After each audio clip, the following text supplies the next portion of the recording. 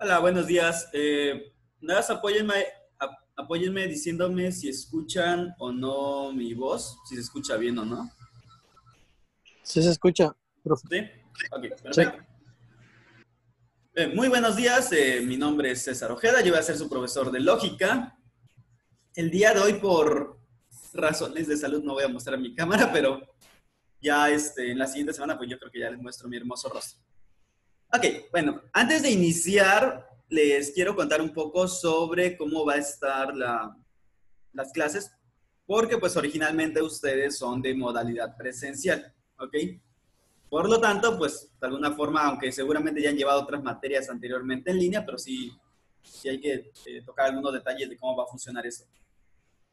Lo primero, su calificación se va a dividir en dos. Esa parte pues es normal, eso no cambia. 70% lo que sería la evaluación continua y el otro 30% lo que es el examen. De la evaluación continua lo voy a dividir en dos partes básicamente.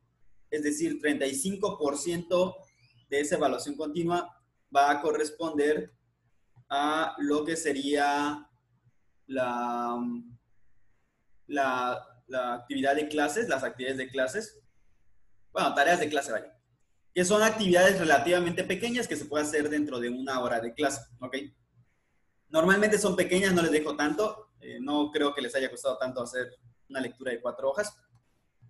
Y normalmente son ese tipo de actividades. O sea, son pequeñas, no son tan largas, se pueden hacer básicamente en menos de una hora y por lo tanto pues se considera que es ejercicio de clase y sí tiene que ser de hecho realizado de preferencia dentro de la misma hora de clase. La otra parte, es decir, los otros 35 puntos o el otro 35%, va a aparecer ya, o sea, ya una vez que tengamos calificaciones va a aparecer con el concepto de plataforma, se va a referir a las actividades que están en la sección de tareas. Y esas normalmente les doy una semana entera para realizarlas. Por eso es que esas sí las considero tareas y no ejercicio de clase, porque son más largas y sí requieren de alguna manera que pues tengan que investigar algo, como, o sea, no va a ser algo que van a terminar en 2 horas, al menos que se pongan así seriamente a hacerlo, ¿no? Entonces, como suelen ser un poquito más largas, pues por eso les doy más tiempo y por eso pues esos van a considerarse propiamente plataforma o tareas, ¿ok? Van a estar en la sección de tareas. ¿Hasta hay alguna duda respecto a cómo va a estar su calificación? Si en algún Pues momento tan, tienen, ay, perdón, perdón, sí.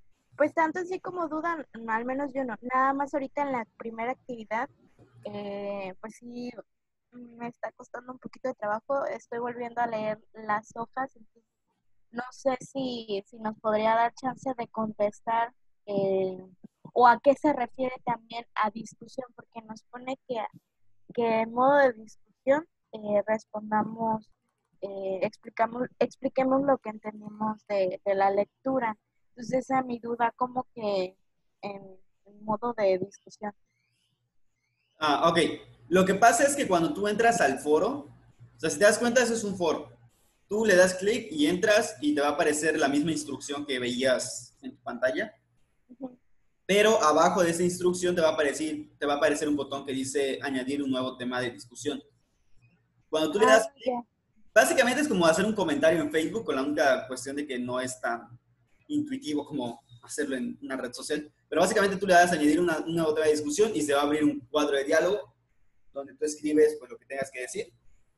Le das a aceptar, bueno, ya le das a enviar y entonces ya se publica como un tema, vaya. Ah, ok. Ok. ¿Hay una cantidad específica de palabras o...? No como tal, Ok. o sea, como tal no. Lo que sí hay, porque va a depender mucho de la tarea o de la instrucción que se dé. Por ejemplo, aquí yo solamente les puse que lo que ustedes hayan entendido. No les estoy pidiendo, ¿cómo se llama? Por ejemplo, un resumen. Podría ser que un día les diga, pues hagan un resumen de 2 páginas de X tema, ¿no?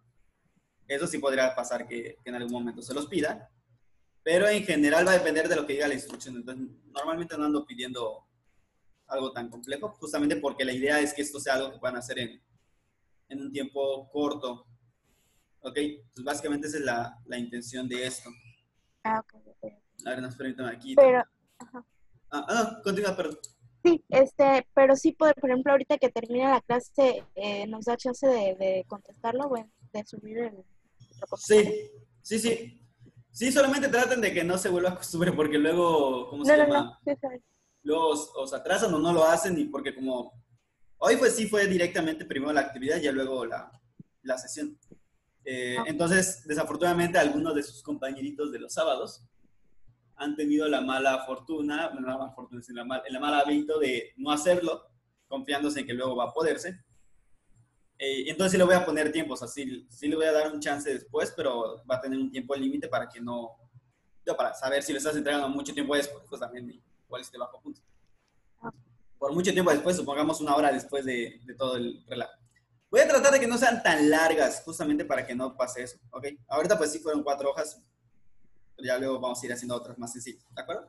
ok, gracias. Ok, vamos entonces, bueno, eso es en cuanto a la calificación. ¿Quiénes de ustedes manejan Twitter? O Twitter, o como lo conozcan.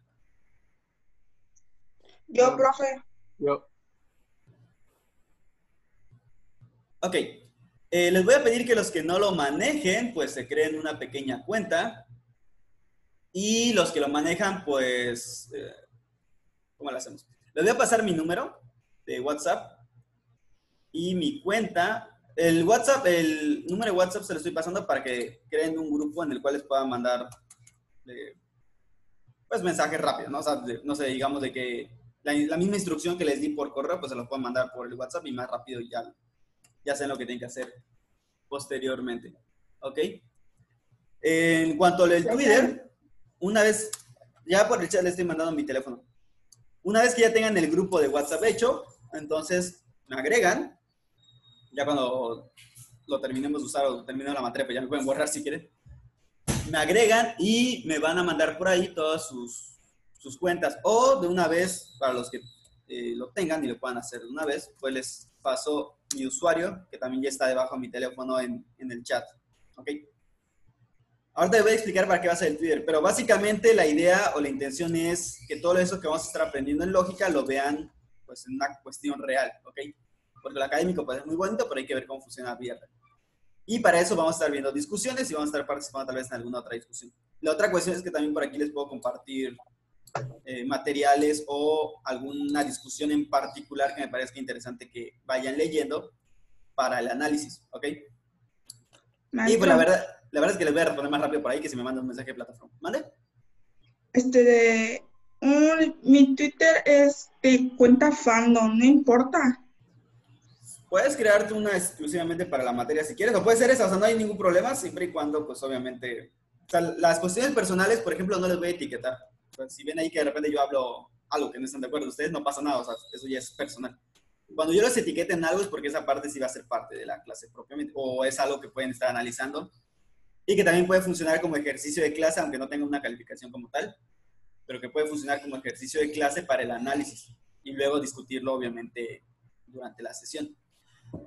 La idea es la siguiente, que fuera de la sesión de clases ustedes puedan leer, discutir, bueno, más que discutir, ver comentarios o ver discusiones o analizar casos o inclusive alguna información extra que se me haya olvidado decir en clase, pues yo lo tuiteo y así lo tienen ahí para que ustedes lo puedan leer, ¿no?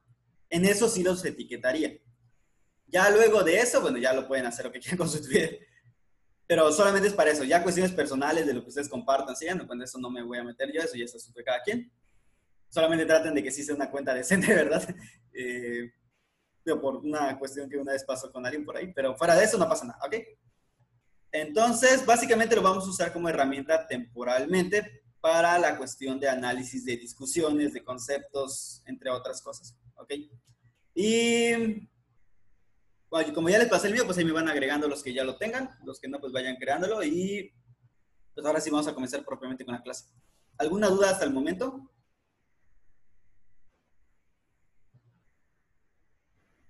No, si no hay ninguna duda para que ya inicie propiamente el tema. No, ¿por qué? Creo que No, por el momento no, gracias. Ok, cualquier cosa, pues ya que hayan creado el grupo, pues les digo, me agregan y ahí me pueden preguntar también o me mandan directamente un mensaje por Twitter y también les respondo. Cualquiera de los dos. Ok, iniciemos entonces. Vamos a ver. La pantalla que están viendo supongo que es esta verde que dice introducción, ¿verdad? ¿Si es esa o están viendo otra pantalla? Porque luego se Sí, comparte. sí, se está ¿Sí? viendo. Ok. Perfecto. Vamos a ver primero la definición de lógica.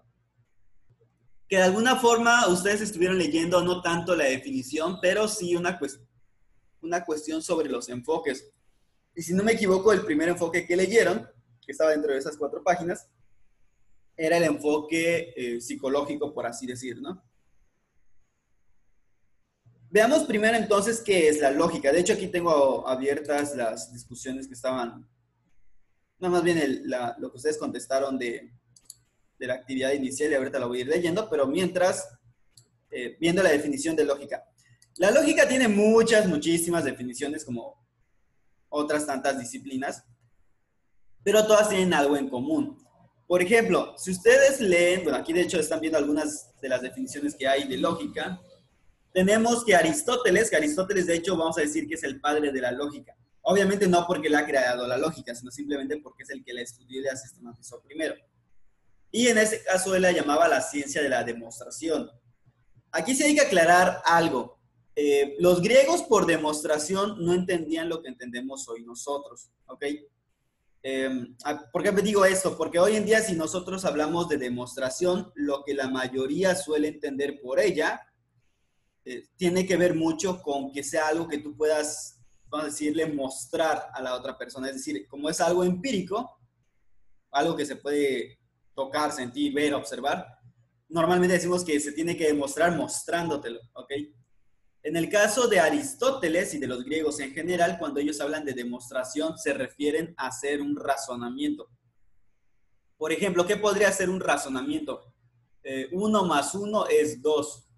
Esto puede parecer muy obvio, pero esa cuestión es un razonamiento en sí mismo, un razonamiento matemático, donde tienes una cantidad X, en este caso un 1, al que se le añade otra cantidad X, que es un 1, y de ahí se deduce entonces que estos pues hacen 2, ¿ok?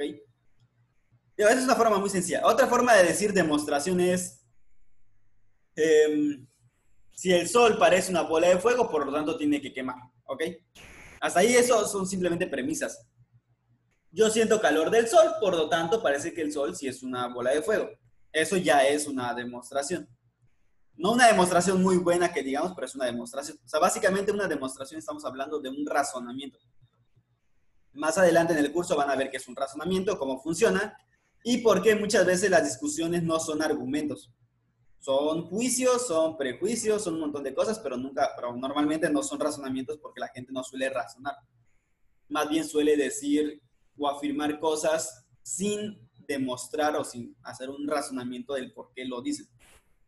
Entonces, bueno, aquí nada más para que no se confundan, esta demostración, bueno, cuando Aristóteles habla de demostración, recuerden, no se refiere nunca a la verificación empírica. De cualquier manera, ahorita se los anoto por acá. A ver.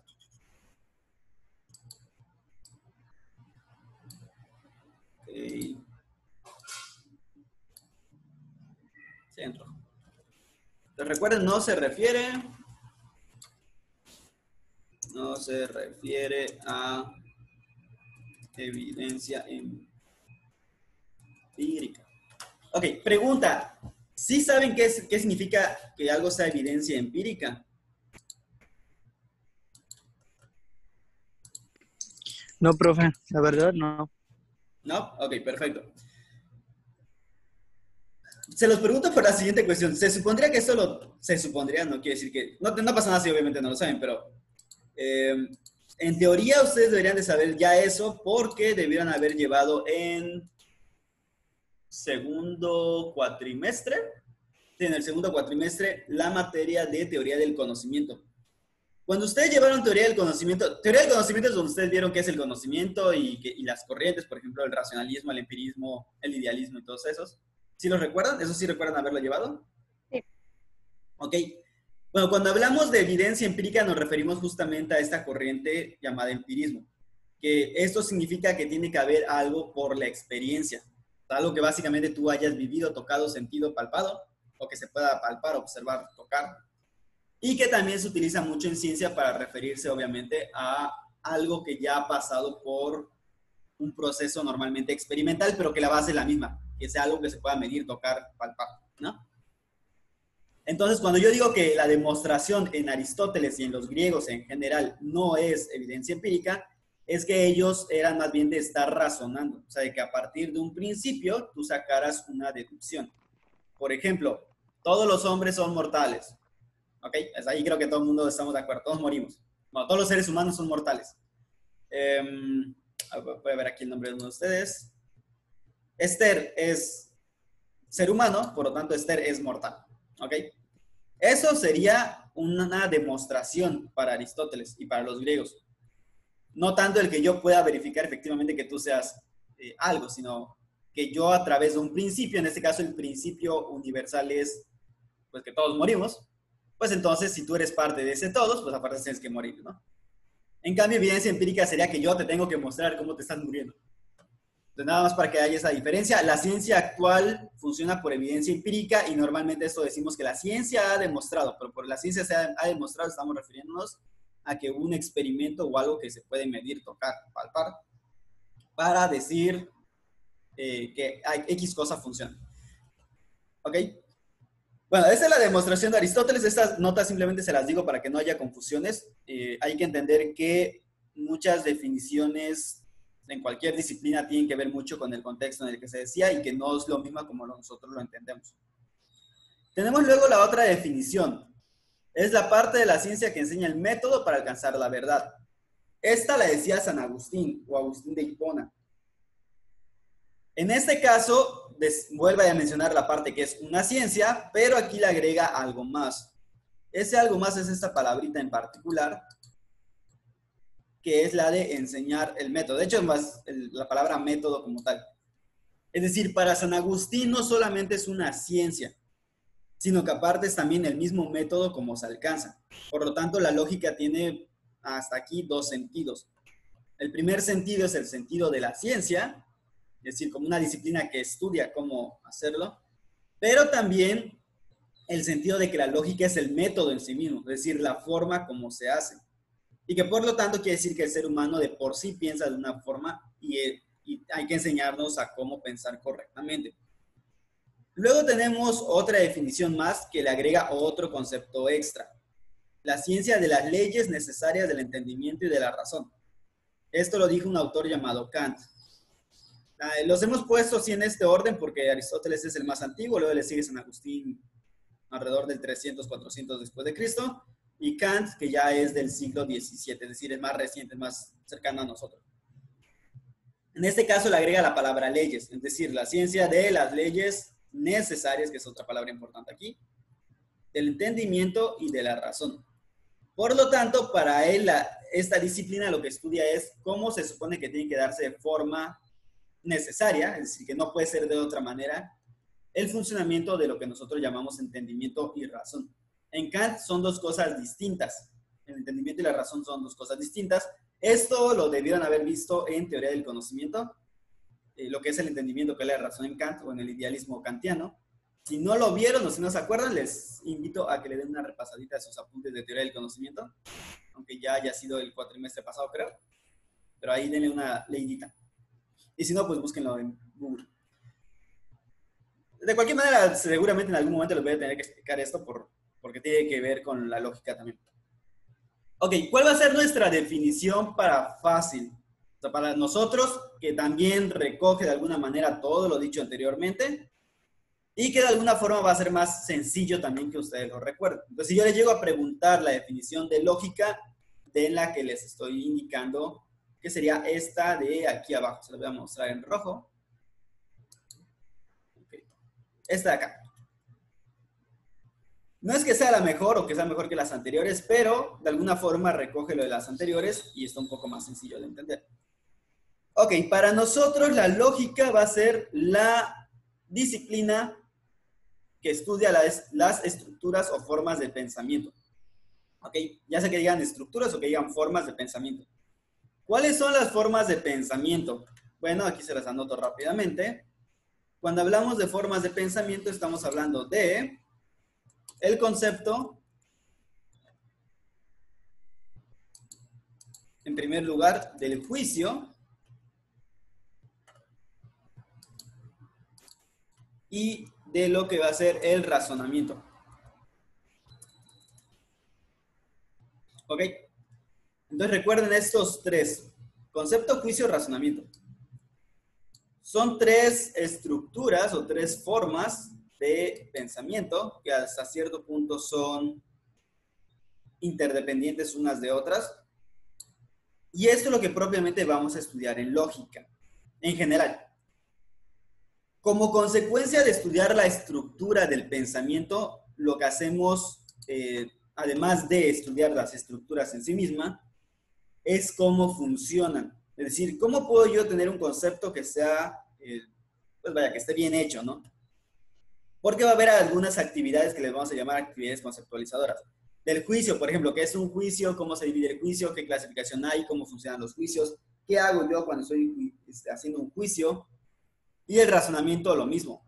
¿Cómo sé yo que algo es válido o inválido? Mi conclusión se sigue de lo que yo estoy pensando, de mis premisas, etc., ¿no? Entonces, una es la estructura en sí misma y la otra es cómo funciona. A la vez, también vamos a estudiar cómo no se debe hacer las cosas, es decir, lo que serían las famosas falacias o los sofismas u otra serie de acciones que rompen con esta forma correcta de pensar. Entonces, ¿hay una forma de pensar que sea correcta? Sí, sí, y aunque hay personas que luego lo tratan de poner en duda, la verdad es que se contradicen porque al momento de querer, lógicamente, comunicarte, a fuerzas, la única forma de entendernos es que haya una lógica de fondo que todos podamos entender, sin importar de dónde seas ni cómo seas, ¿ok? También hay mucha relación con el lenguaje, aunque eso no es el lenguaje en sí mismo, tiene mucha relación con el lenguaje. ¿A qué me refiero con esto? Pues lo siguiente. A ver, déjame ver. Voy a eliminar por acá.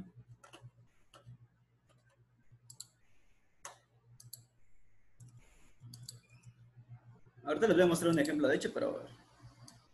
De acuerdo, ¿cómo nosotros expresamos un concepto en el lenguaje? ¿Cómo expresamos un juicio? ¿Y cómo expresamos un razonamiento? Pues básicamente de la siguiente manera. Los conceptos nosotros los expresamos por términos, o lo que es lo mismo por palabras. Términos, palabras. Ya sea que utilicen el concepto término o el concepto palabra, es lo mismo en este caso. Aunque no es necesariamente igual, pero pues, se entiende la idea. Los juicios lo expresamos a través de proposiciones, o también llamados enunciados, que quizá más bien cuando ustedes llevaban español en primaria y secundaria le llamaban enunciados. Y el razonamiento lo expresamos a través de argumentos o la argumentación. Ok, ¿cuál es la diferencia de todo esto con los de acá? Que estos son su expresión lingüística. Ahorita les voy a poner un ejemplo, pero bueno. Esta es una expresión lingüística nada más, ¿ok? Mientras que lo que va de fondo al lenguaje es el concepto, o es un juicio, o es un razonamiento, o es una mezcla de todo. Entonces, nada más para que se den una idea de a qué me refiero con todo esto. A ver.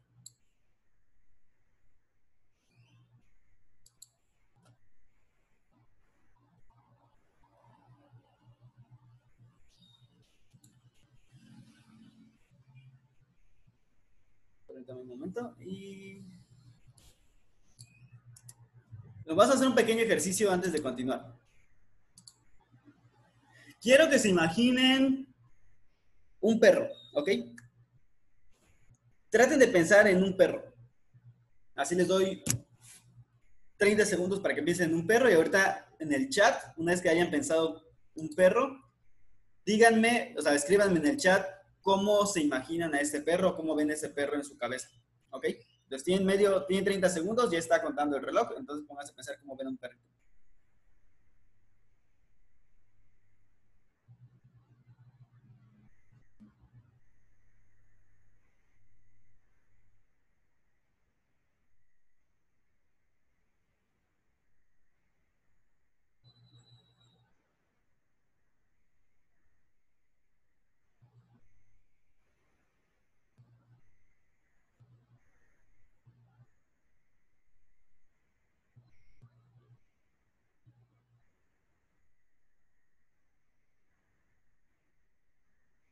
Ok, quedan 10 segundos.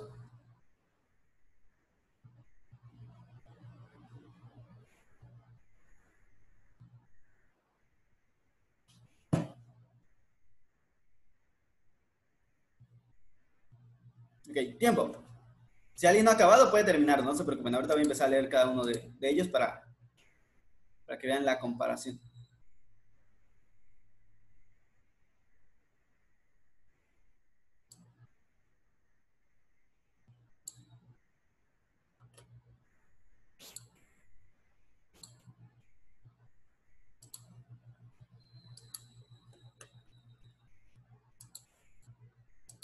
Ok, todos ustedes acaban de describir un perro. Ahorita voy a ir leyendo lo que ustedes dijeron, pero antes vamos a ver aquí algo.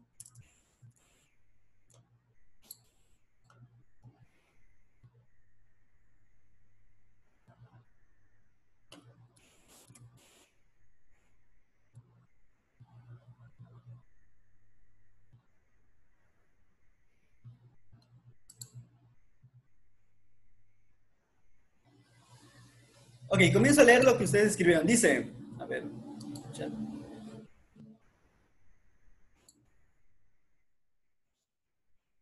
Por ejemplo, pone Esther. Esther se lo imagina blanquito, esponjoso y juguetón. Stephanie dice que es amarillo, gordo y chaparrito. Daniel que es grande y malo. Stephanie que es juguetón y travieso. Brian que es cafecito y alto. Sergio que es uno grande, fuerte, amigable, café con blanco. Landy que es pequeñito con su pelaje bien brilloso, juguetón y escandaloso. Griselda que es café, gordito, pequeño y travieso. Y Viridiana que es grande, negro, alto, de cuerpo ancho, amable y juguetón. Ok, perfecto. Supongo que esa es la imagen que ustedes subieron del perrito, ¿de acuerdo? Seguramente no le dieron un rostro en especial, a menos que obviamente tengan perros o que tengan algún perro en particular o que tengan alguna imagen de un perro. Aquí les estoy mostrando en la pantalla, así muy rápidamente lo estoy buscando en Google, imágenes de perros, ¿ok? Y se preguntarán para qué rayos estamos hablando sobre perros. Bien, si se dan cuenta, todos estos perros son distintos de alguna manera. Es decir, estos de acá no son iguales a estos de acá, ni iguales a este de acá, ni al de acá, ni al de acá, ni al de acá, ¿no? Sin embargo, reconocemos que todos son perros. Lo mismo pasa con lo que ustedes están comentando ahorita. Es decir, cada uno se imaginó tal vez un perro distinto. Algunos se los imaginaron grandes, otros se los imaginaron pequeños.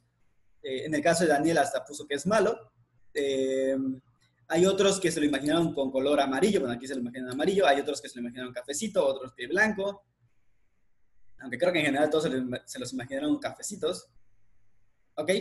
Algunos les dieron características como que es juguetón, como que es escandaloso o cualquier otro adjetivo. Algunos dijeron que es alto, que tiene cuerpo ancho, amable, etc. ¿Ok? Sin embargo, todos ustedes son capaces de reconocer que este de acá es un perro, que este de acá es un perro, a pesar de que no son del mismo tamaño, ni siquiera tienen la misma forma porque es otra raza, que este también es un perro, a pesar de que parece un zorrito pequeño y esponjoso, que este también es un perro. Es más, pueden reconocer que este también es un perro, a pesar de que se parece más a un lobo. Inclusive estos de acá los pueden reconocer como perros. ¿A qué voy con todo esto? Para que se vaya entendiendo más claramente las cosas. La palabra perro, si se dan cuenta, va acompañada de una imagen. Esa imagen es simplemente eso, es un vehículo. Ya cuando veamos el concepto vamos a ir viendo más profundamente a qué me refiero, pero básicamente todo concepto va acompañado de una imagen. A pesar de que sus imágenes mentales son distintas, o sea, porque cada quien describió un perro diferente, a pesar de todo eso, todos pueden reconocer que estos de acá, todos estos, a pesar de sus diferencias, son perros. Y eso se debe a que hay ciertas características que hacen que sea un perro y no otra cosa. Por ejemplo, aquí hay una imagen de un perro y un gato. Creo que pueden diferenciar claramente cuál es el perro y cuál es el gato, ¿verdad? Entonces, hay ciertas características que nos hacen saber o que tenemos en la mente de lo que llamamos perro y lo que llamamos gato. A pesar de que mi imagen me diga otra cosa, yo sé que este es un perro y que este es un perro y que este es un perro. Esa otra cosa es el concepto. Les repito, cuando veamos el concepto va a quedar más claro esto, pero es nada más es para que ustedes se den cuenta la diferencia que hay entre la palabra y lo que es propiamente pues ahora sí que lo que es el concepto como tal. La otra cuestión importante, a ver, le regreso de la pantalla anterior. La otra cuestión importante es, las palabras cambian. Por ejemplo, si alguno de ustedes sabe inglés, ¿cómo se dice perro en inglés? Dog. Dog, ¿ok? Dog, ¿Cómo, dog. cómo se dice en maya? Peck. Peck. ¿Cómo se dice en francés? ¿Alguien sabe francés? Por lo menos así de curiosidad, ¿no? Pego. Pego. Se dice pego. No, de hecho se dice chien. Ahora les voy a escribir para que lo tengan así como curiosidad histórica, ¿no? Ok, tenemos entonces, aquí nada más como ejemplo rápidamente. Ya dijimos que en español pues se dice perro, hasta ahí no hay ningún problema en nuestro idioma y sabemos reconocer que esta palabra es igual a perro. En inglés ya dijimos que es dog. Nuevamente lo mismo. Seguramente aunque no sepan inglés, sí saben por lo menos qué significa esta palabra, porque normalmente es una palabra bastante común de escuchar, ¿no? La otra es, ya dije en maya, que es peck. No sé si lleva acento o no, pero bueno, ahí todos en maya. En francés es chien. En ruso es abaca, pero como no tengo la letra rusa acá, pues lo voy a dejar así. De hecho es como sobaca, pero bueno. Ok, aquí ya tenemos 1, 2, 3, 5 idiomas, ¿de acuerdo? Todos estos son palabras distintas. ¿A qué me refiero con que la palabra es distinta? Tiene diferente forma de combinar las letras para formar las palabras. Entonces, la palabra es completamente distinta. La palabra, lo que sería el término, es distinto. ¿Qué es lo que es igual? Pues lo que es igual es el significado. Entonces, mientras que esta es la palabra, el significado, que en este caso es el concepto de perro, el significado es igual. Entonces, mismo significado.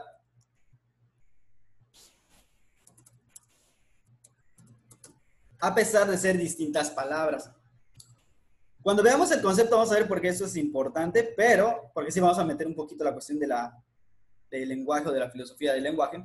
Pero básicamente estas son distintas palabras, pero el significado o el contenido de estas palabras es exactamente el mismo. Este contenido, este significado sería el concepto. ¿Ok? Voy a borrar todo esto. Ese tipo de detalles, por ejemplo, son las que estudia la lógica. La otra cuestión son los juicios que ya mencioné. Un juicio va a ser cuando a esta palabra yo le agrego otra característica. Por ejemplo, cuando alguien puso por ahí que se imaginó un perro que es grande y gordito, esponjoso, fuerte, por ejemplo aquí Sergio que decía que es grande, fuerte, amigable y café con blanco, eso es un juicio. Vamos a ver más adelante que existen diversos tipos de juicio y que tienen diversas implicaciones también, tanto a nivel lenguaje como a nivel pensamiento. Lo que a la lógica le va a interesar pues va a ser el nivel pensamiento. Eso nos lleva al siguiente punto, los tipos de lógica. Voy a hacer esto acá. Básicamente tenemos dos tipos de lógica.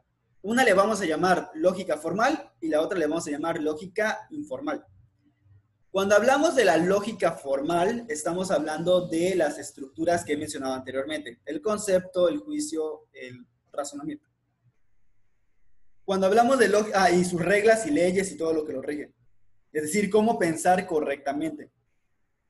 Cuando hablamos de lógica informal, estamos hablando de otro tipo de lógica, o más bien de la otra cara de la moneda, porque si en la formal estamos viendo cómo hay que pensar correctamente, esto lo voy a escribir acá, en la informal estamos viendo los errores de no pensar correctamente, o lo que es lo mismo, o qué hay que evitar al momento de pensar en algo, ¿ok? Entonces aquí vamos a ponerle,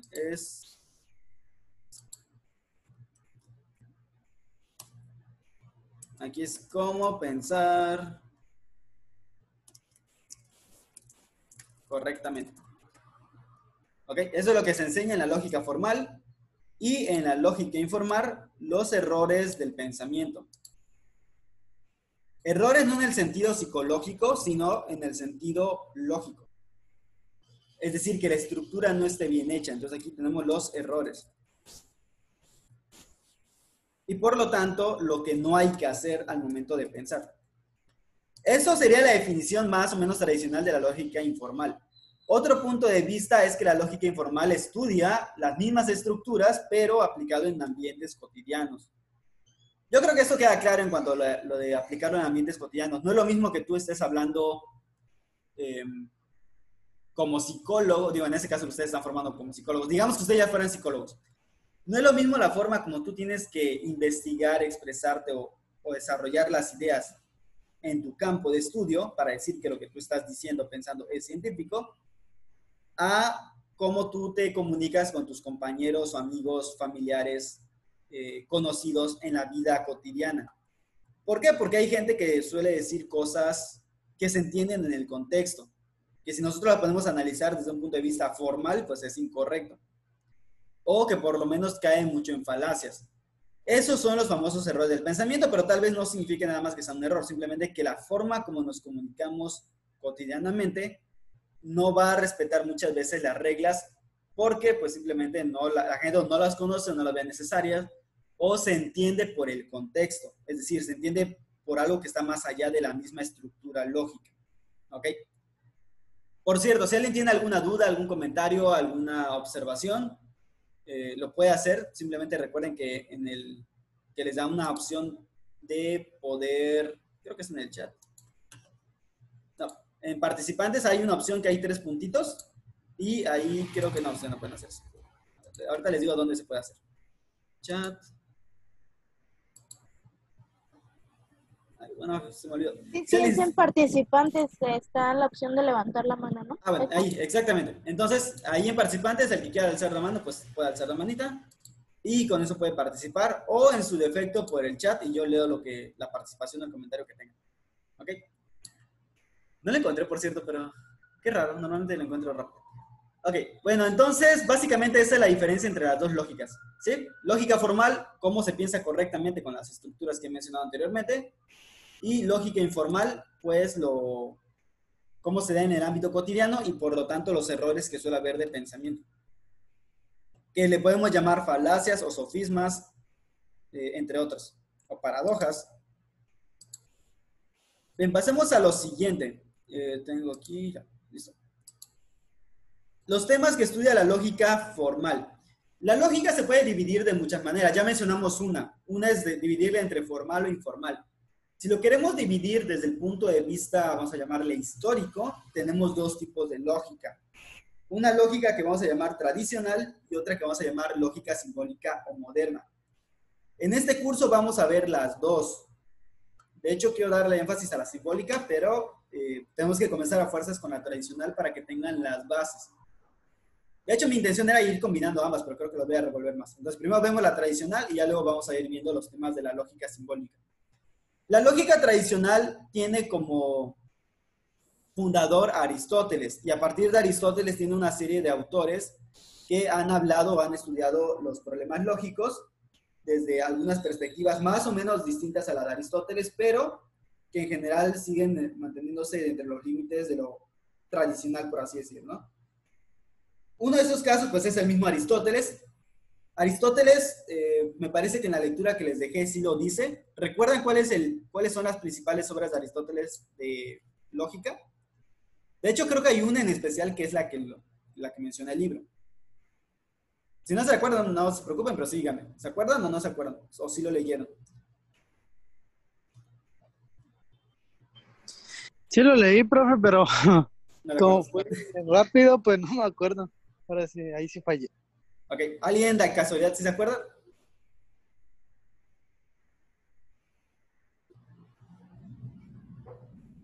Creo que es la Organón de Aristóteles. Exacto. Ok, perfecto. Esa es la que menciona el libro.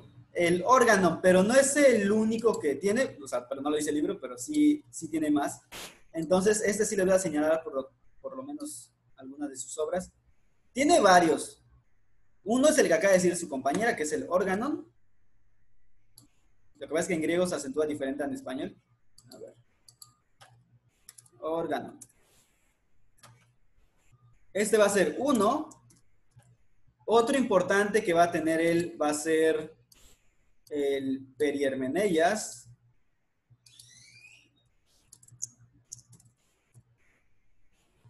Que es más bien de interpretación. Otra es el de primeros analíticos, entre otros.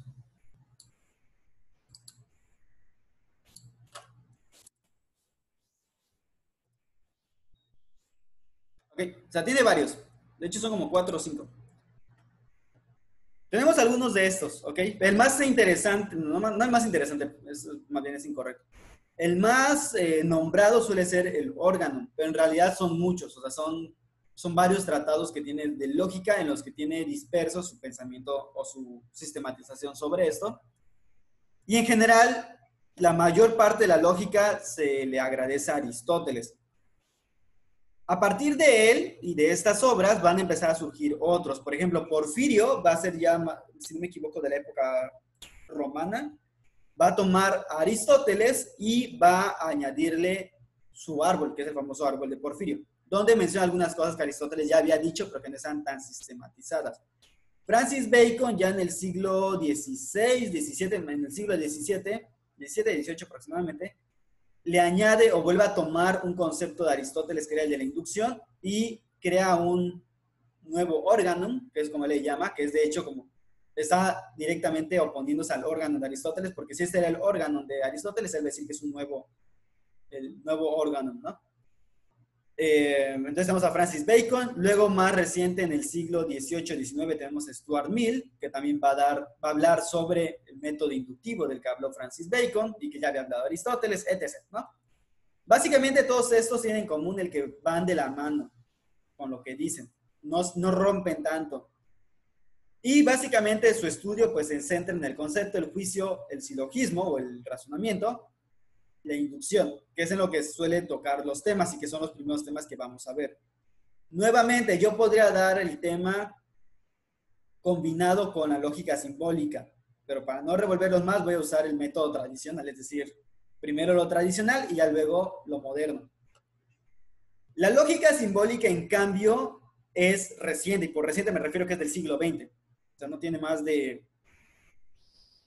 150 años, no tiene. De hecho, creo que tiene menos de 100 años. Aquí vamos a tener contribuciones de, por ejemplo, Bertrand Russell, de Whitehead, de Wittgenstein, de Frege, de Peano, entre otros. ¿Y por qué se le llama lógica simbólica? Antes de pasar a ese punto, ¿a ustedes les gustaba el álgebra cuando estaban en la prepa? ¿Les gustaban las matemáticas? Jamás, profe, jamás. Jamás, ok. Vamos a tener un pequeño problema aquí entonces. La lógica simbólica se le conoce también como lógica moderna o lógica matemática, a pesar de que no necesariamente tenemos que meter números. Es una lógica muy importante porque muchas cosas, por ejemplo, en ingenierías funciona con lógica simbólica. Aunque los ingenieros no lo conviertan a simbolitos y eso, pero de alguna manera la forma como se piensa sí se asemeja más a la lógica simbólica, porque porque los textos los convertimos a símbolos. Y literalmente, como en álgebra había eso de que más por más es más, no, que positivo por positivo es positivo, negativo por negativo es positivo, negativo por positivo es negativo y positivo por negativo es negativo. Ese tipo de reglas también se dan en la lógica simbólica. Pero va a cambiar dependiendo de qué función esté refiriéndose en el lenguaje. Entonces, por eso suele ser la parte más complicada para la mayoría cuando llegamos a este punto, porque se parece demasiado a las matemáticas. Inclusive hay ciertas formas de que los argumentos yo los transformo, les aplico como axiomas al estilo de las matemáticas para que se convierten en otra cosa y para que sean válidos o inválidos. Entonces, si está un poco más complejo, lo vamos a tener que ver tarde o temprano. Entonces, pues sí, váyanse haciendo a la idea. Y obviamente tiene un montón de aplicaciones, pero bueno, no lo vamos a tocar ahorita. Ya cuando veamos todo eso, pues vamos a ir viendo cómo funciona en la vida real y por eso lo del Twitter, para ir viendo cómo se da en la realidad, ir analizando también argumentos que luego se dan y para que vean que realmente la mayoría de las personas no piensan. No piensa correctamente, ¿ok? Que sí piensa, pero no correctamente. Ok, esa es básicamente la distinción, vamos a llamarle histórica. Entonces tenemos la tradicional, que es básicamente toda la historia desde Aristóteles, y la simbólica, que pues ya es del siglo XX, siglo XXI. Luego tenemos como siguiente punto la siguiente parte. Los factores del pensamiento y las formas de conocimiento. ¿Ok? Bien, ¿cuáles son los factores del pensamiento que tenemos que tener presente al momento de estudiar lógica? De hecho, aquí estamos prácticamente lo que sería la primera unidad, lo estamos llevando muy, muy rápido. Por eso la primera unidad estoy metiendo lo que es la introducción junto con la idea del concepto. Porque realmente esto es una parte rápida y yo creo que rápidamente pueden captar la idea. Va a haber diversos factores del pensamiento, que prácticamente son los que tienen en pantalla. Entonces, hasta aquí no hay ninguna problemática en particular. Tenemos, en primer lugar, el sujeto pensante. ¿Ok? ¿Quién es el sujeto pensante? Pues cada uno de nosotros. Entonces, siempre va a haber un sujeto que piensa. En este caso, pues todo ser humano es el sujeto pensante. Cuando nosotros pensamos, pensamos en algo, pensamos en cosas, o en ideas, o en relaciones. Eso es el objeto pensado. Es decir, tenemos un sujeto que piensa y un objeto que está siendo pensado. Tenemos una actividad intelectual, es decir, hay un proceso que se da en el cerebro en el cual vamos relacionando conceptos, ideas, imágenes y se va combinando todo. Y luego tenemos una forma o estructura, es decir, hay una forma como se organizan todas estas cosas y que por lo tanto puede hablarse que hay una forma que es correcta para poder pensar correctamente y otra que no es tan correcta. Y por último tenemos la expresión del pensamiento, es decir, el lenguaje. ¿Ok? Entonces son 5 factores, está muy fácil de recordar, solo hay que recordar que hay un sujeto, hay un objeto, hay una actividad, una estructura y una expresión. De cualquier manera, esta información luego se las voy a cargar en la plataforma para que lo puedan leer más lentamente, pero si se dan cuenta no tiene nada, o sea, lo que realmente tengo es la explicación y pues esto que es como que lo más general. Esto nos lleva a la siguiente parte, las formas del conocimiento. Básicamente son 2, un conocimiento discursivo y uno intuitivo. El discursivo, como su nombre lo indica, es un discurso, va desarrollándose y por lo tanto se dice que se adquiere de forma inmediata. Este es el caso del razonamiento. En cambio, el conocimiento intuitivo es inmediato. Es un conocimiento al instante de las cosas. Que eso sucede básicamente en 3 puntos o en 3 contextos. Cuando se capta el ser emocional, o lo que son lo mismo, los valores, cuando captamos las esencias de las cosas, es decir, lo racional, que es normalmente lo que vamos a estar tocando pues ahorita en lógica, o cuando se capta la existencia de las cosas, que en realidad no es que sean 3 cosas distintas, normalmente van de la mano. Si acaso el que es más independiente hasta cierto punto me parece que sería el ser emocional o los valores, mientras que los otros pues básicamente vienen de la mano, porque si algo existe, yo puedo, o sea, cuando algo existe puedo captar también su esencia a la vez. Capto su existencia en primer momento, pero a la vez extraigo de ahí su esencia. Entonces, bueno, tenemos estos 3 contextos donde la aprehensión es continua. De este conocimiento intuitivo, ¿qué ven de raro? ¿Qué palabra ven aquí que sea rara?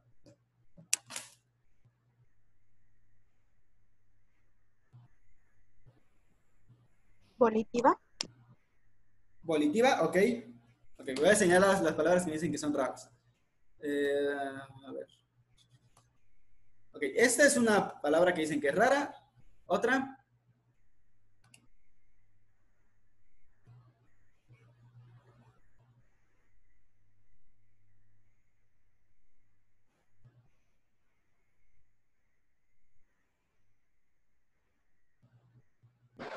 Yo creo que nada más volitiva. ¿Solo volitiva? Yo Ok. creo. Les Profe, quiero mostrar. Profe, yo no sé qué es discursivo. Ok, discursivo. ¿Alguna más? Para mí rara es la aprehensión, no sé qué es. Ok, perfecto. De hecho, esto es a lo que me refería con rara. Yo sé que volitiva, discursiva tal vez no las conozcan, pero esta es realmente la que es más rara de todas. ¿Por qué? Porque ustedes conocen seguramente una palabra que se llama...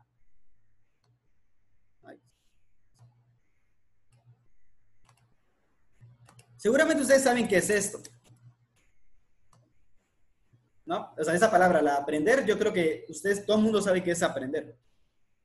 O tal vez no lo sepan, pero por lo menos lo han escuchado porque en algún momento les han dicho, tienes que aprender X cosa, o tú mismo has dicho, es que aprendí a hacer X cosa. Pero, si se dan cuenta, este de acá no es igual a este de acá. Este de acá tiene una H intermedia. Entonces, aquí tenemos aprender sin la H y aquí tenemos su contraparte. Creo que no me va a caber acá, entonces lo voy a poner aquí arriba. Su contraparte que es similar, pero no es exactamente lo mismo. Aprehender. Ok, son dos palabras distintas. A pesar de que son básicamente la misma base, si se dan cuenta es básicamente lo mismo, pero esta tiene esta H intermedia, y de ahí es ahí donde viene la palabra aprehensión. Ahorita voy a explicar discursivo y volitivo, pero primero sí quiero que quede clara esta parte de acá. Aprender, no sé si ya llevan la materia que tiene que ver con memoria y... Esa sensopercepción es una... Creo que sí, donde estudian la memoria, creo que ya lo llevaron. Memoria y pensamiento, no me acuerdo cómo se llama. Ok, bueno, el caso es que aprender es básicamente un cambio más o menos permanente de algún aspecto intelectual, físico, bueno, manual o práctico, entre otras cosas, ¿no? O sea, es algo que de alguna manera permanece en ti y que de alguna forma te cambia. Ok, eso es aprender. Aprehender con la H intermedia, es decir, este de aquí arriba, y que tiene que ver con este de acá, es básicamente que algo tú lo vuelves tuyo, lo extraes algo, le sacas algo y ese algo se queda en ti. ¿Ok? Profe, ay, perdón, no levanté la mano. ¿Qué pasó? Es como cuando te dicen eres muy aprensivo, o sea, como usted está definiendo, ¿no? O sea, lo tomas muy tuyo, te lo tomas como, lo agarras pues muy para ti, algo así. Exactamente, solo que cuando lo dicen en ese sentido suena negativo. Cuando lo hablamos en el contexto de la lógica o del conocimiento, que es realmente de donde viene, pues se refiere a eso, a que un conocimiento, cuando decimos que tú estás aprendiendo, o sea, con la H intermedia, es que tú estás sacando algo de la realidad o algo del conocimiento, lo estás quitando y lo estás haciendo tuyo, o sea, se vuelve parte de ti. Que si se dan cuenta tiene mucho que ver también con aprender, por eso es que aprender normal, pues tiene que ver con algo más o menos permanente. Yo le agrego el más o menos permanente porque la definición real de aprender dice que es un cambio permanente. Yo no estoy tan de acuerdo porque los cambios se puede obviamente olvidar, entonces no sería permanente si lo puedes olvidar, ¿verdad? Pero bueno, vamos a decir que aprender es eso. Pero aprender es que no solamente es un cambio permanente, sino que es el fruto justamente de que algo tú lo hiciste tuyo. Se vuelve tan propio de ti que ya es parte de ti mismo. A eso se refiere el concepto aprender. Ya si lo vemos de forma negativa, pues quiere decir que todo lo tomas como si fuera solo para ti, ¿no? Pero en general eso significa que algo lo vuelves completamente tuyo y te pertenece. Por lo tanto, ¿cuál sería cómo sabemos que un alumno aprendió en el primer sentido y que aprehendió en el segundo, es decir, en el que sí tiene la H? O sea, en ambos sentidos. Cuando el conocimiento no simplemente es repetición. Porque repetir cualquiera lo puede hacer, hasta los loritos lo pueden hacer. Pero entender ese concepto, entender el tema del que se está hablando hasta el punto que es propiamente algo ya de él, o sea, que ya lo puede inclusive hasta modificar justamente porque lo entiende también, que sabe ver sus sutilezas, eso ya es algo que tú ya has hecho completamente tuyo. Entonces, el objetivo de todo buen estudiante o de toda persona que quiere conocer bien las cosas, cualquier cosa, no importa de lo que se trate, es justamente tener lo que le llamarían en mercadotecnia el expertise, o sea, el ser experto en. Pero uno se vuelve experto justamente porque lo hace tan suyo que lo logra manejar en los sentidos que se puedan alcanzar, ¿no? Se trata justamente de hacerlo, de profundizar cada vez más, de volverlo cada vez más parte de él. Entonces, eso es aprender. Porque aprender en el primer sentido, así todo superficial de, pues ya conozco algo que no va a cambiar, bueno, eso pues ya es muy fácil, ¿no? Pero alcanzar este segundo sentido, eso no es tan fácil. Entonces, cuando hablamos de un conocimiento intuitivo, estamos hablando de que esta aprehensión, este tomar las cosas y hacerlas tuyas, se vuelve de forma inmediata. Todos lo hacemos en todo momento. Lo que pasa es que no siempre nos damos cuenta, pero siempre todo el mundo hacemos esto. Cuando hablamos de lo volitivo, ahora sí hablando de lo volitivo, por volitivo entiéndase lo que tiene que ver con la voluntad. Aquí lo voy a poner abajito. Entonces, este se refiere a la voluntad. En filosofía, voluntad no es lo que nosotros solemos creer.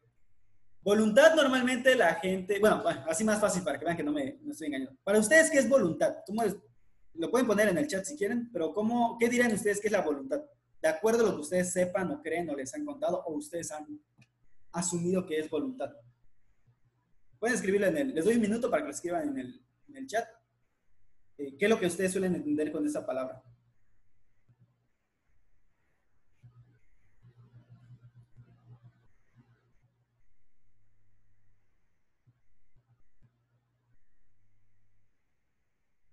Ahora que acabe el tiempo les digo para ir leyendo lo que hayan escrito.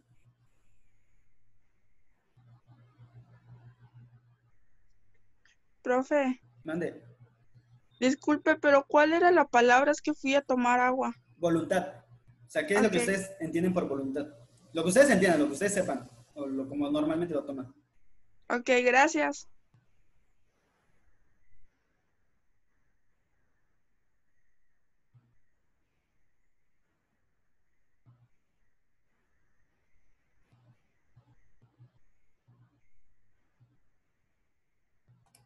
Y quedan como 30 segundos.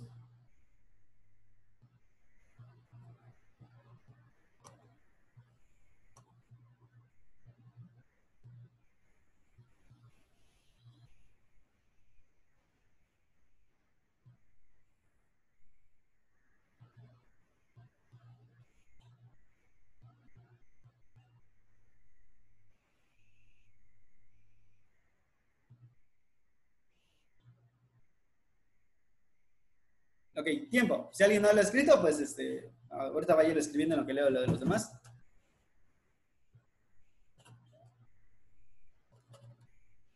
Ok, veamos. Dice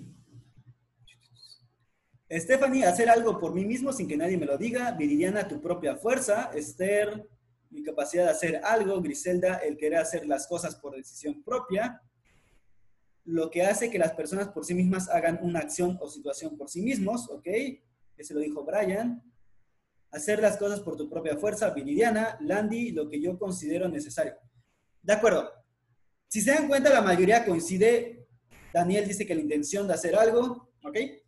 Si se dan cuenta, la mayoría coincide en que la voluntad pareciera que tiene algo que ver con una fuerza interior, ¿ok? Este concepto va a depender de qué autor lean, porque realmente al principio, bueno, en la filosofía clásica, entiéndase por filosofía clásica la filosofía antigua y la filosofía medieval. Por esta filosofía se entendía por voluntad otra cosa completamente distinta. La voluntad es la facultad, ya luego, cuando vean antropología filosófica, que la van a llevar, no, espérense, ustedes creo que no llevan antropología filosófica. No me acuerdo, pero si llevan a ver antropología filosófica, no me interesa si lo llevan. Cuando lleven antropología filosófica, ya sea, si se la doy yo, sí se los voy a explicar, si no se la doy yo, pues van a tener que investigarlo ustedes, dependiendo de si el maestro se los explica o no. Pero hay un concepto clave que es el concepto de facultad, ¿ok? En psicología normalmente no hablamos de facultad, en filosofía sí, en psicología no. Más bien hablamos de funciones. ¿Por qué? Porque las funciones son algo empírico que podemos tratar de demostrar experimentalmente o que se puede demostrar con la experiencia. En cambio, cuando hablamos de facultad estamos hablando de algo que es más bien metafísico, que también es una rama de la filosofía. Por cierto, creo que no me presenté con ustedes, pero luego me presento. Entonces, cuando hablamos de voluntad en filosofía, sobre todo en filosofía clásica, que les recuerdo que es la filosofía griega y medieval, se está hablando de que la voluntad es una facultad que capta el bien, el ser en cuanto bien, ¿ok? A eso se refiere la voluntad. Una facultad que capta el ser en cuanto bien y por lo tanto te mueve a hacer las cosas o te mueve a alcanzar ese bien. Lo que pasa es que la voluntad se diferencia de los sentidos en este aspecto, en que lo que busca es un bien abstracto.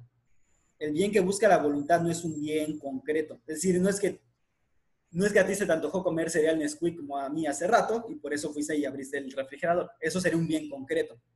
En cambio, la voluntad es la que te mueve a buscar un bien que es abstracto. Un bien abstracto puede ser, por ejemplo, el amor, la paz, la amistad. Esos son bienes abstractos. Que ya luego vamos a discutir esa parte, pero bueno. Y por lo tanto, eso sería la facultad. O sea, eso es una facultad. La facultad es algo que no está siempre activo, sino que solo se activa cuando hay algo que la active.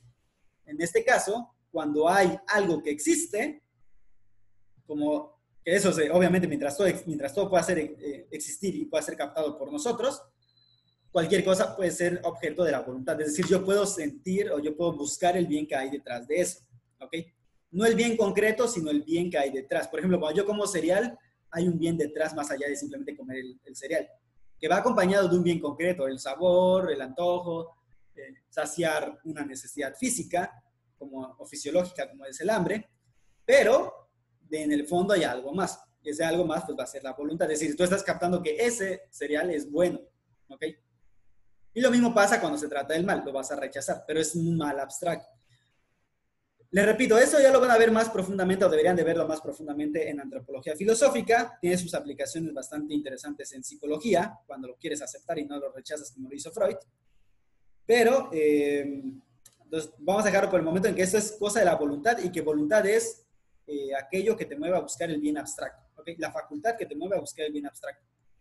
Respecto a lo discursivo, aunque ya lo había mencionado muy brevemente, discurrir es ir de un punto a otro. O ir de una idea a otra. O ir pasando de una idea a otra. ¿Ok? Esta es como que una definición sencilla. No es la más técnica, pero es una definición sencilla para que se entienda. A eso me refiero con ir discurriendo o discursivo. Que pasa de una a otra idea. Por ejemplo, lo que decía hace rato. Todo ser humano es mortal. Esther es mortal, por lo tanto, Esther es humana. Todo ser humano es mortal. Sí, o sea, Esther es mortal, pero Esther es humana, por lo tanto, Esther es mortal. Y ser mortal implica separarse del cuerpo. Por lo tanto, Esther se separa de su cuerpo. Pero como el cuerpo es algo físico, por lo tanto, el cuerpo tiene que podrirse. Como Esther tiene un cuerpo físico, por lo tanto, ella tiene que podrirse. ¿Sí me explico? O sea, eso es ir yendo de paso en paso, ir yendo de idea en idea, que es normalmente como conocemos. Entonces, los conceptos, que serían las famosas esencias, y la existencia de las cosas, y los valores, los captamos de forma inmediata, pero ya luego ir razonando, o a través del razonamiento vamos profundizando en ellos. Recuerden que si queda alguna duda me la pueden hacer ya sea por aquí o por el Twitter, pero ahí me van preguntando para que les quede más claro. De cualquier manera, esto les voy a ir explicando más lentamente. Cuando veamos, por ejemplo, el tema del razonamiento, va a quedar más claro que lo discursivo. Lo de la voluntad, pues cuando vean antropología filosófica, va a quedar un poco más claro. Lo de las esencias, ese es el concepto. Solo que en ontología se le llama esencia, no se le llama concepto. En lógica es el concepto. Ok, voy a borrar todo esto. Pasemos, yo creo, a lo que va a ser el último tema de hoy. La lógica y las otras ciencias. Ok, hay muchas disciplinas que se asemejan a la lógica o que tienen una relación con la lógica, pero que no son lo mismo. De hecho, no tienen nada que ver absolutamente. Y para eso necesito que recuerden las diapositivas de acá. ¿Ok? Les había mencionado que estos son los factores del pensamiento. Quiero ver el formato.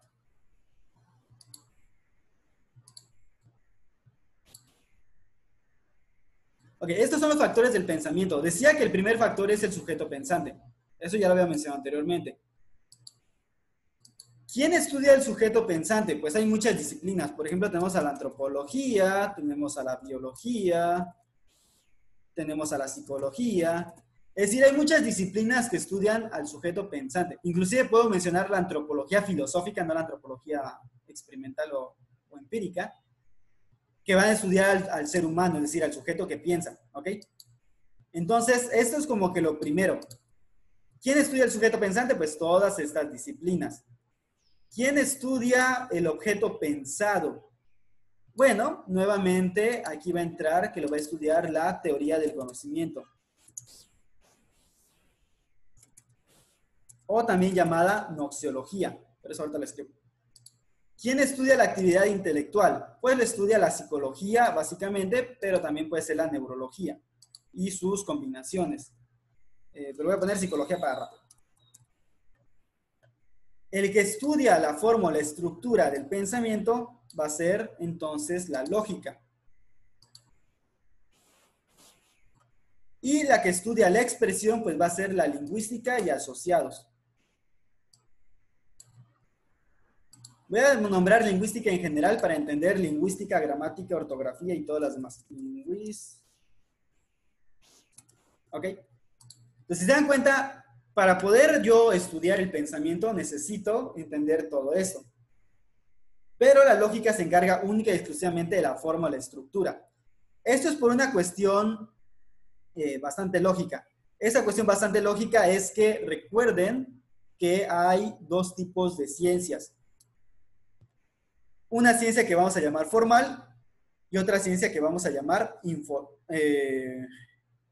fáctica. Mejor esto se los anoto. ¿Puedo borrar esto de acá?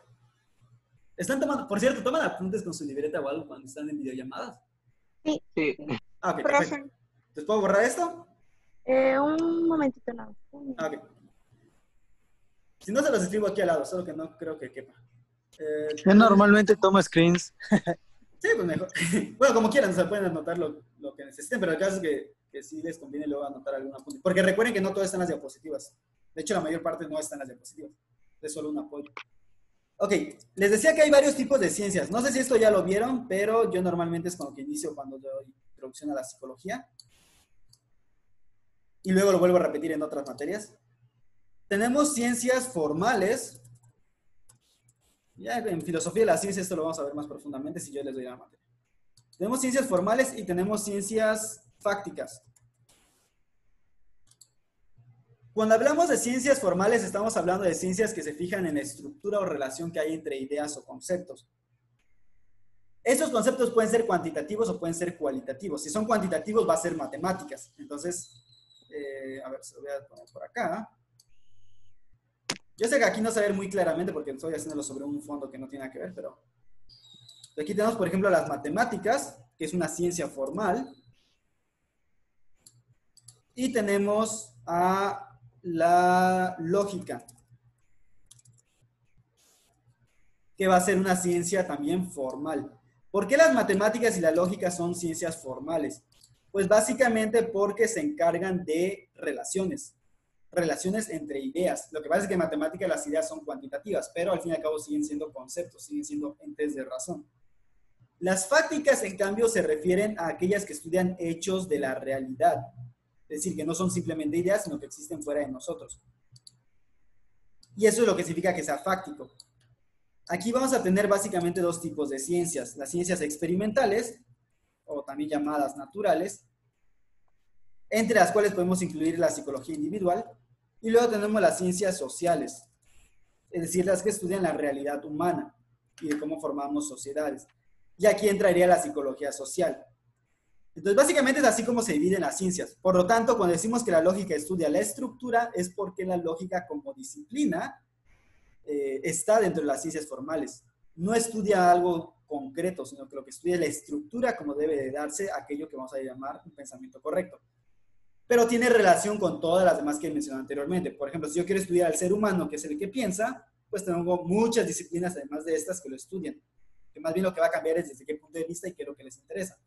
En cuanto al objeto que es pensado, es decir, si este objeto es real, no es real, sus implicaciones, etc., la disciplina más propia que estudia esto, pues es la teoría del conocimiento, que es una rama de la filosofía.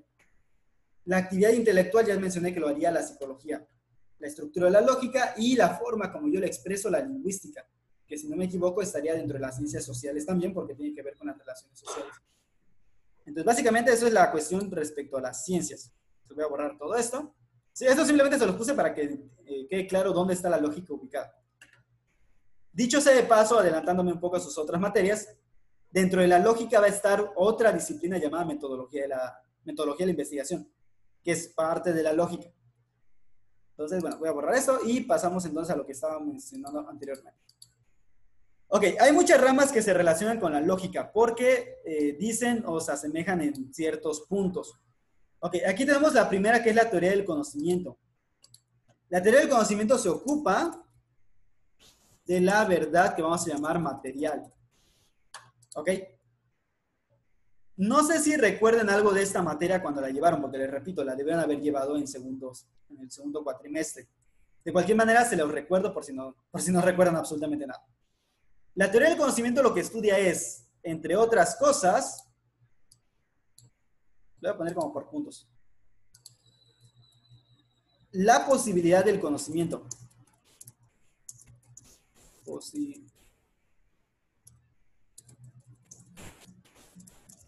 Del conocimiento. Ok, eso es lo primero que va a estudiar. Lo segundo que va a estudiar va a ser, suponiendo que la posibilidad de conocer algo es correcta, es decir, sí se puede conocer, por lo tanto, lo siguiente que va a estudiar es el origen del conocimiento. ¿Ok? Todo esto es del conocimiento, por lo tanto, se entiende. Posibilidad del conocimiento, el origen. Aquí es donde vamos a tener varias respuestas. Uno va a decir que se obtiene por los sentidos y la razón, otro que solo por los sentidos, otro que solo por la razón. También podemos mencionar su naturaleza, es decir, qué significa conocer. Y es ahí donde entra la parte que les decía que ¿quién se ocupa del objeto pensado? Pues la teoría del conocimiento. ¿Esa naturaleza es algo real? ¿No es real? O sea, ¿qué significa conocer? Eso también lo tiene presente la teoría del conocimiento. Su valor y por lo tanto su alcance. ¿Ok? O sea, ¿cuáles son los límites de nuestro conocimiento? De esto se ocupa la teoría del conocimiento. Por eso se asemeja bastante a la lógica en algunos puntos. Porque cuando hablamos de la verdad material, normalmente nosotros utilizamos una estructura para esto. Esta estructura es el famoso juicio. Entonces aquí donde entra la idea de que por un lado, o sea, lo que tú conoces tiene que ser verdadero, materialmente hablando, pero luego la verdad formal va a residir en el juicio, es decir, en cómo yo uno dos conceptos afirmando o negando algo de las cosas. Esto ya lo vamos a ver más adelante, entonces no se preocupen tanto si no queda muy claro, porque lo vamos a ver individualmente en un tema, en una unidad. Básicamente a eso se refiere entonces la teoría del conocimiento. Y es aquí mismo donde hace clic con la lógica. De hecho, tiene mucha relación con la lógica. Todo lo que se diga en teoría del conocimiento tiene relación con la lógica porque la lógica se supondría que parte justamente de que existe una realidad que yo estoy conociendo.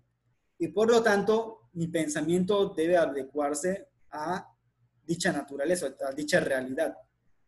Entonces, es una relación, es una interrelación que existe entre la realidad y entre cómo nosotros la captamos, es decir, nuestro pensamiento y por lo tanto la lógica. ¿Ok? Es ahí donde se juntan estos dos.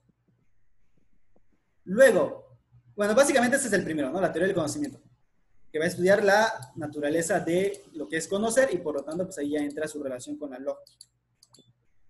Luego tenemos la psicología. La psicología, como sabrán, estudia, entre otras cosas, la conducta. Bueno, si no lo sabían, ya lo saben. ¿Qué estudia la psicología? La conducta y los procesos cognitivos. No estudia la mente, porque la mente es algo empírico. Más bien, perdón, no es algo empírico, es algo que más bien estudia la filosofía, porque es a lo que se dedica la filosofía. Pero la psicología estudia la conducta y los procesos cognitivos. ¿Ok? Eso es lo que va a estudiar. Ya de aquí, pues creo que queda claro la relación. En cuanto a la conducta, tal vez no tanto, pero la conducta está determinada por los procesos cognitivos que se dan en el fondo. Entonces, cuando hablamos de que la lógica y la psicología tienen relación, estamos hablando justamente por esto. Hay que entender, sin embargo, que los procesos cognitivos no es lo mismo que la estructura o que las formas de pensamiento. Procesos cognitivos, ¿cómo se los pongo para que quede clara la idea?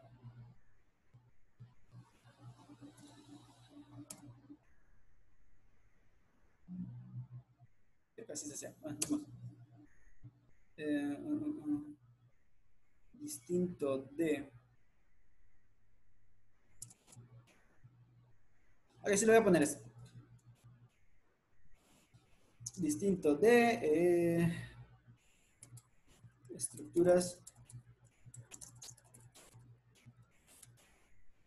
Ok, recuerden que por estructuras entendemos también formas de pensamiento, que más bien del pensamiento. Ok, a eso me refiero.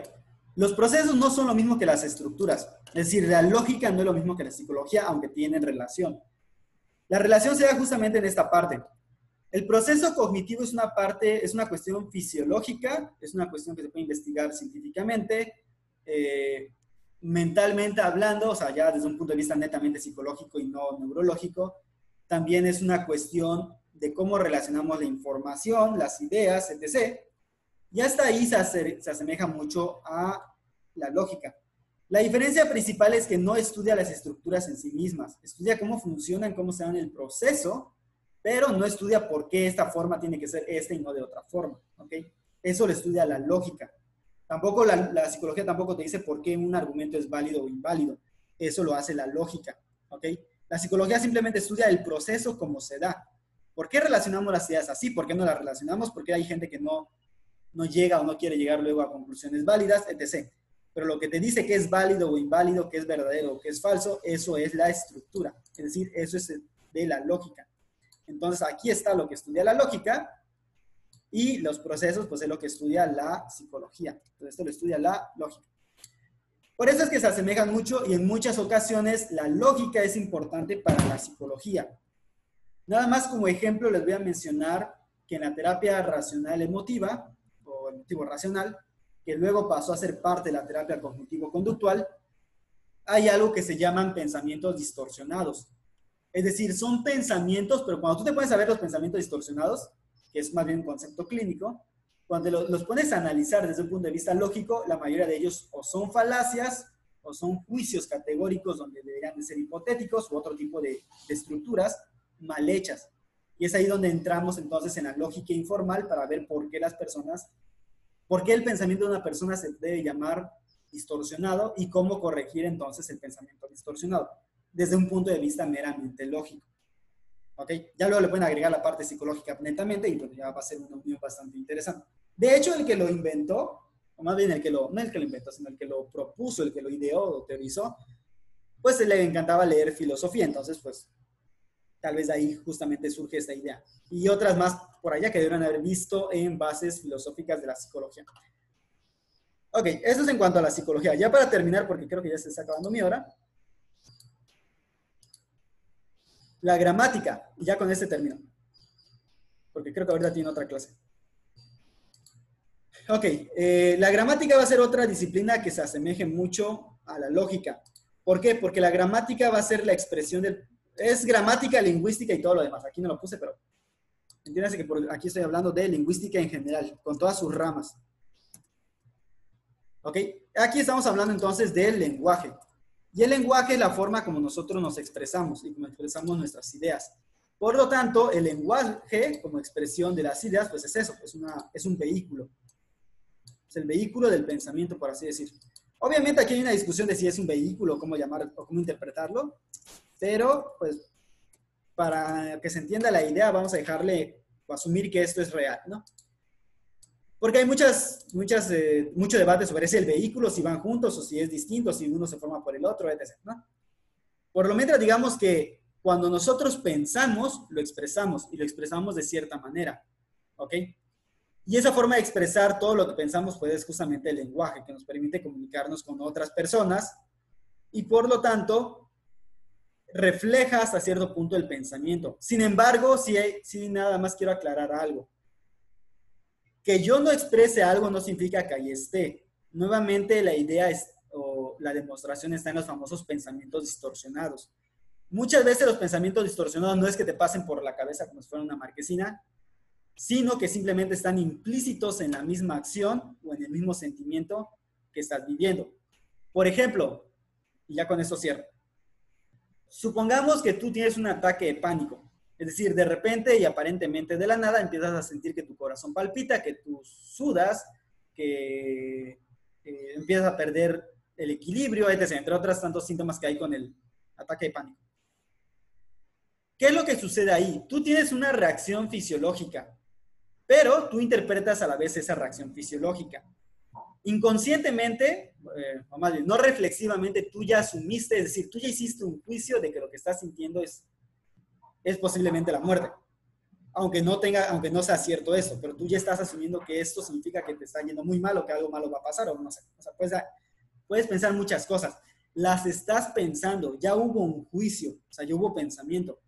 Lo que pasa es que no lo estás diciendo ni expresando, es más, ni siquiera puedes estarte dando cuenta tal vez de que lo estás haciendo. Y justamente lo que haría un psicólogo cognitivo-conductual es trabajar sobre el pensamiento para que no se refuercen los síntomas. Porque esto que estás pensando te lleva a preocuparte más y la preocupación te lleva a que los síntomas se incrementen y entonces se vuelve un círculo vicioso.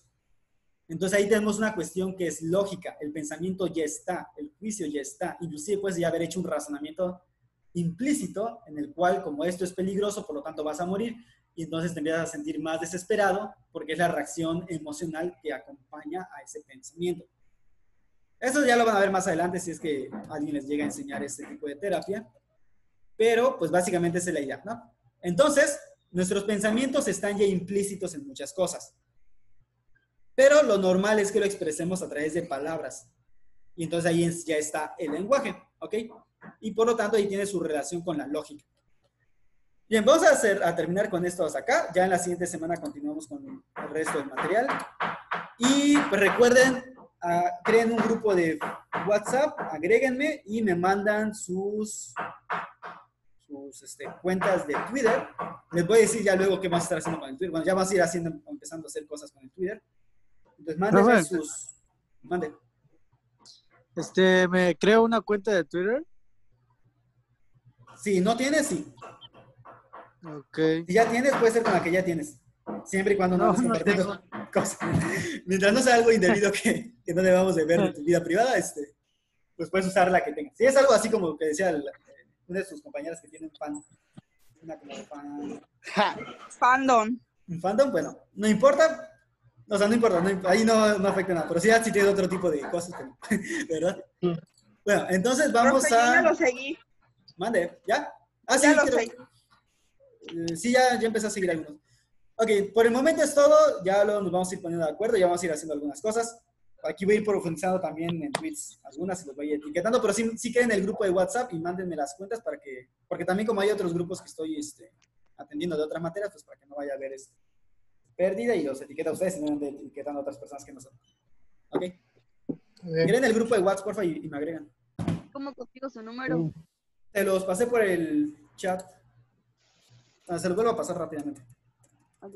No sé con quién tengan ahorita. Ya se los acabo de volver a pasar por el chat. Entonces ahí está en el chat. Es 998-489-8470.